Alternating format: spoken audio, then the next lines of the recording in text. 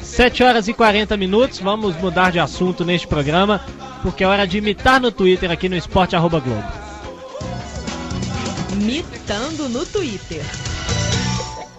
E o nosso convidado de hoje é o Vinícius Paiva, ele é economista e é dono do blog Teoria dos Jogos no Globoesporte.com, que fala sobre público, torcida, renda de clubes do futebol brasileiro, blog que eu recomendo bastante, o blog do Vinícius Paiva, e ele está na linha com a gente. Antes de mais nada, queria dar boa noite, seja bem-vindo ao Esporte@Globo, Vinícius, meu xará, participando aqui com a gente hoje.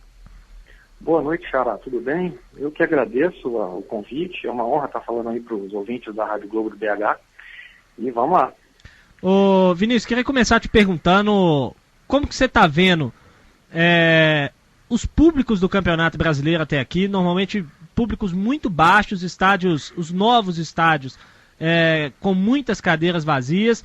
E qual que você acha que é a solução rápida para isso, que pode ser boa também para os clubes financeiramente, principalmente?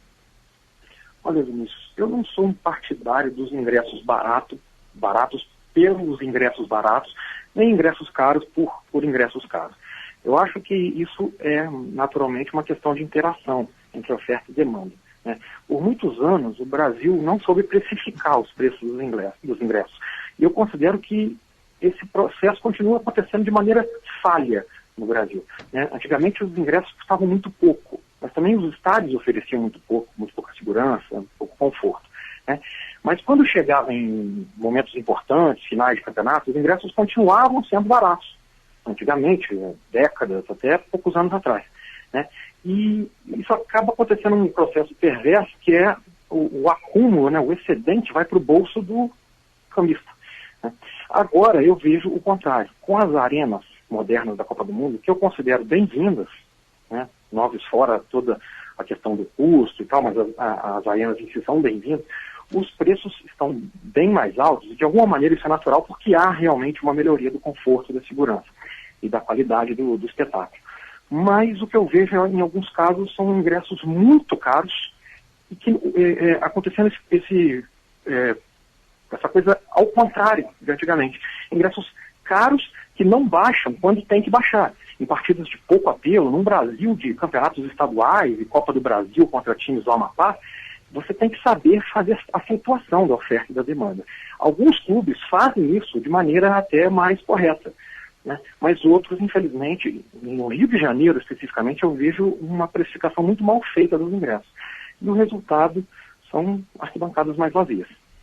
Está aqui com a gente também o Guilherme Brahim, vai fazer uma pergunta para você, Vinícius. Boa noite, Vinícius. Eu estou olhando nesse minuto um post do seu blog que se chama Presença dos Associados. Bastante interessante a tabela, com o levantamento que você cita aqui do Júlio César Cardoso, do Futidados, um vascaíno de carteirinha, se não me engano, né?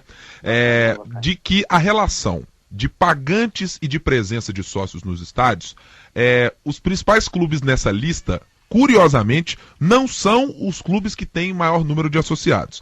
Eu tenho aqui Curitiba, Criciúma, Ponte Preta, Atlético Paranaense, e aí o Grêmio, que entra como uma daquelas equipes que tem um número de sócios expressivo. Mas Inter, Cruzeiro, Corinthians, São Paulo, Santos, que tem muitos sócios, não tem essa mesma presença de público no estádio. O que a gente pode olhar desse retrato? É uma questão cultural que está por trás disso? É, de fato, o modelo de sócio desses clubes que é diferenciado de alguma forma das equipes grandes? Por que nesses clubes você consegue levar o número de sócios quase que 100%, 80%, 70% deles para o estádio, e nos clubes que tem mais sócios você não consegue levar nem sempre? Olha, existe uma questão cultural por trás disso, sim, mas também existe trabalho a ser feito. Se você não puder fazer nada contra os problemas que você encara, é melhor você largar tudo, né? Então, no sul do Brasil, e mais especificamente no Rio Grande do Sul, existe uma cultura associativa muito grande, né? Grêmio Internacional são os dois clubes com o maior número de sócios no Brasil, porque lá no sul existe essa questão num bom sentido, de o Sul é meu país, né? Então as agremiações representam verdadeiramente e ideologicamente o torcedor. né? Só que você percebe aí que o Curitiba e o Criciúma são os líderes nesse sentido. Então o Sul ele tem uma cultura maior, mais arraigada e até mesmo mais antiga dos projetos de sócio-torcedor, que faz com que por lá esses projetos sejam um maior sucesso e aconteça um número maior de associados presentes ao estádio. Mas existe trabalho a ser feito. Os clubes, talvez, do Sudeste, e no Nordeste menos ainda, eles estão muito recentemente lidando com essa questão do sócio-torcedor, tentando compreender a demanda, os anseios da torcida, né? Se você vê o Cruzeiro e o Atlético, até o começo desse ano quase não tinham associados. E agora que existe um boom muito grande, está até bonito de ver a briga entre Cruzeiro e Atlético. Se eu não me engano, são 32 mil sócios torcedores para o Cruzeiro e 27 para o Atlético. Então, os clubes estão desenvolvendo esse trabalho e aprendendo muito aos trancos e barrancos. Mas é importante que se saiba o que o torcedor quer, que se saiba precificar, que se saiba oferecer ao torcedor benefícios, oferecer contraprestações, né? E não meramente o acesso, a facilidade no ingresso. O torcedor quer produto oficial, o torcedor quer direito a voto, o que poucos clubes oferecem. Então esses clubes do Rio Grande do Sul, se eu não me engano, o torcedor não precisa nem sair da sua cidade para votar no Internacional, né? Em outros clubes, como no caso do Flamengo, você precisa ir ao Rio de Janeiro se deslocar numa segunda-feira. Esse tipo de coisa desincentiva qualquer projeto.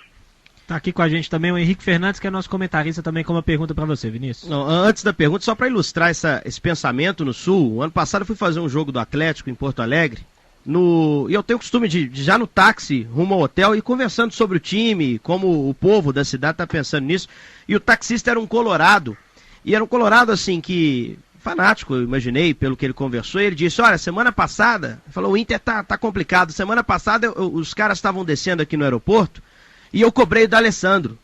Eu apontei o dedo na cara do D'Alessandro e mandei o D'Alessandro jogar. Aí ele, porque eu acho que eu tenho direito de fazer isso, que eu pago R$100 todo mês, tô lá com o meu sócio em dia. Então, realmente é muito, muito verdade isso que o Vinícius falou, a gente vê claramente quando vai a Porto Alegre.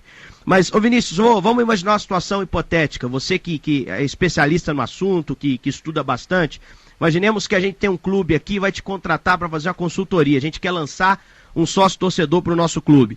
O que você acha que tem que ser o benefício mínimo para valer a pena para o torcedor, para valer a pena para o clube, para tentar atingir um torcedor que não é da cidade do clube? O que você acha que tem que oferecer um sócio torcedor hoje em dia para ser um plano lucrativo para o clube e interessante para o associado, para o torcedor? Pois é, existe esse tripé entre ingressos, ou seja, acesso a ingressos, seja com base em descontos, seja mesmo com ingressos livres, de acordo com o valor que o torcedor paga. Ingresso, benefícios, o torcedor quer produtos oficiais, de acordo com o que você pague. Se o torcedor paga R$100 na mensalidade, igual você ilustrou aí no caso do Internacional, são R$1.200 por ano. R$1.200 por ano é um plano que obrigatoriamente tem que oferecer pelo menos uma camisa oficial, ao final de 12 contribuições. Uma camisa oficial custa R$200. Então sobrou um excedente de R$1.000, fora custos e a coisa logística toda. Então, benefícios, produtos oficiais, né, ingressos, facilidade nos ingressos e direito a voto, para mim, é o tripé essencial dos projetos. E não adianta focar mais em um ou mais em outro. Você precisa agradar a tua torcida local, especialmente naquelas torcidas que são mais regionalizadas, né, mas você precisa agradar também o torcedor espalhado pelo Brasil. Quanto maiores as torcidas brasileiras, mais espalhadas elas estão. O torcedor de longe, acesso ao ingresso é inócuo. Um torcedor muitas vezes não consegue sair do Nordeste para ir para Minas Gerais ou para o Rio de Janeiro, né? Então você tem que saber oferecer classes de pacotes diferentes para esses torcedores com características tão plurais, né? Ainda em cima disso, existe alguma iniciativa dos clubes de fora, né, que você já tenha conhecimento, que os clubes brasileiros poderiam utilizar? Porque a gente vê um crescimento nesse sentido muito claro. Antes era só ingresso, agora é ingresso e camisa, poder de voto, até benefícios em supermercados, em algumas mercadorias, promoções, parcerias que são feitas. Lá fora tem alguma coisa que te chama a atenção, Vinícius, que possa entrar aqui no Brasil? Alguma coisa que até te surpreenda ainda não ter entrado nos times principais aqui do nosso futebol? Eu considero, não está vindo nada especificamente na minha cabeça nesse momento, mas eu considero que o que já está sendo feito nos bons projetos do Brasil já é reflexo disso que acontece lá fora, né? O Benfica possui, se não me engano, 220 mil associados. 4% da torcida do Benfica é associada ao clube, né? É associada ao clube porque já oferecia os benefícios do tripé que eu citei aqui, né? E, se não me engano, o Barcelona está querendo brigar, chegando na casa dos 200 mil associados. Então, essa coisa de agradar, de conhecer o perfil do torcedor, de fazer pesquisa mesmo, de investir, porque isso vale a pena, isso dá retorno. É um negócio que surgiu na Europa. O Brasil não está criando nada, o Brasil está copiando. Então, os bons exemplos de projetos brasileiros já são um reflexo do que se via lá fora muitos anos antes.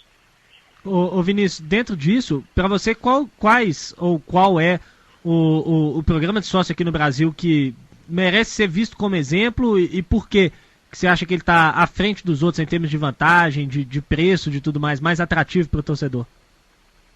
Olha, eu não consigo não cair no lugar comum de citar o Internacional. Então, somente porque o Internacional ele tem 103 mil sócios torcedores ativos e contribuintes, gerando receita, gerando entre 45 e 50 milhões de reais anuais para os cofres do Colorado.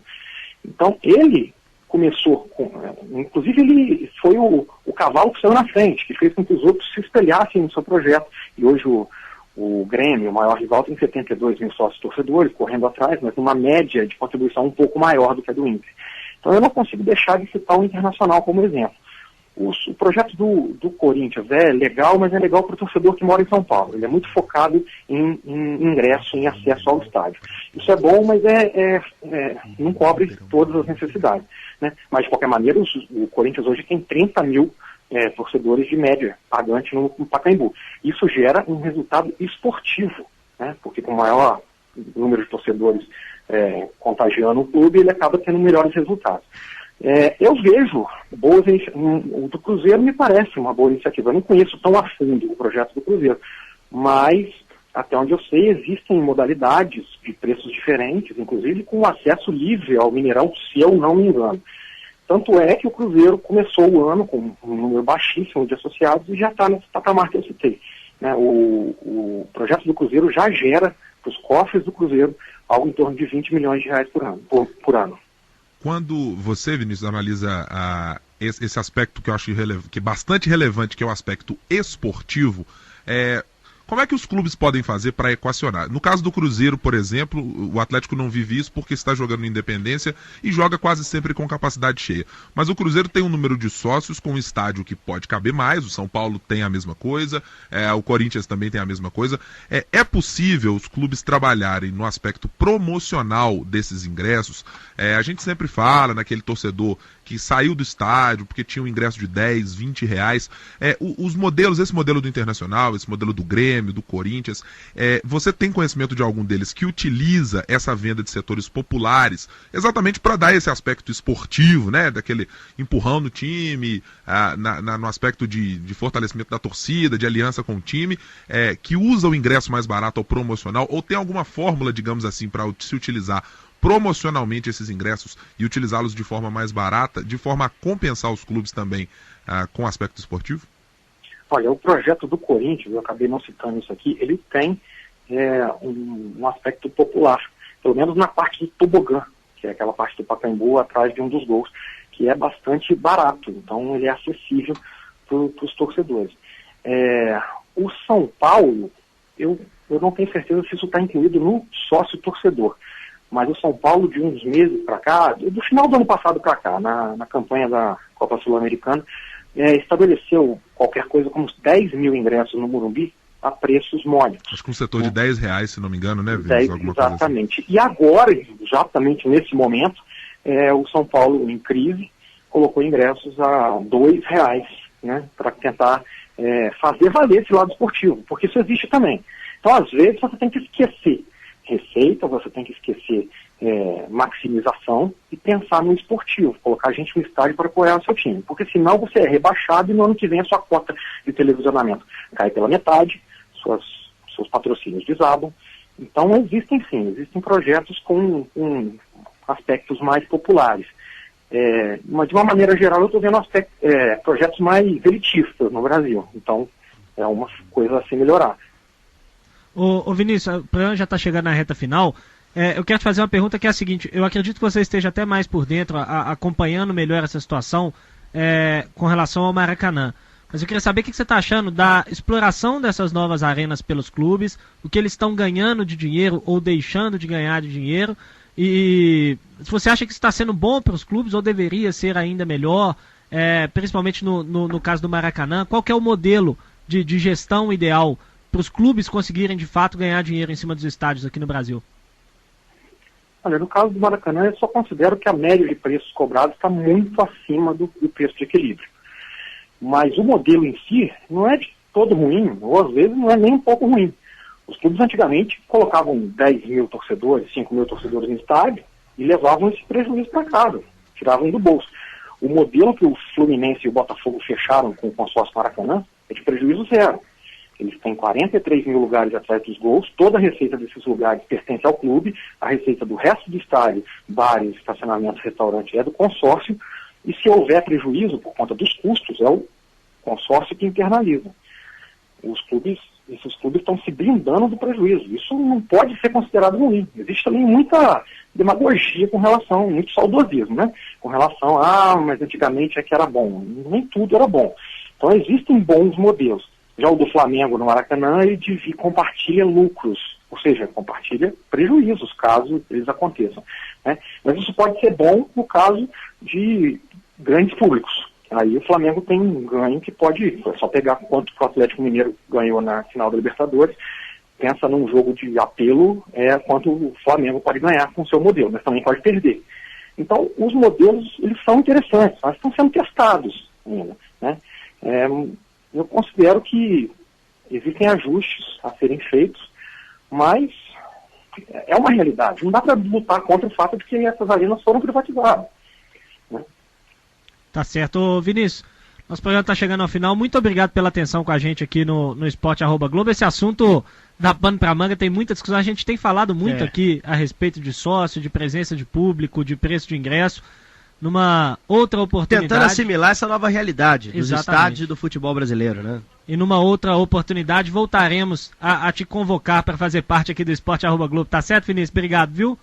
Eu venho com muito prazer, eu agradeço a oportunidade, o convite, e boa noite a vocês da bancada aí e a todos os ouvintes. Tá aí, esse foi o Vinícius Paiva mitando no Twitter aqui no Esporte@Globo. Mitando no Twitter. O pessoal que quiser seguir o Vinícius Paiva é o vpaiva_ge. Pode ir lá no Teoria dos Jogos, o blog dele, que vale muito a pena.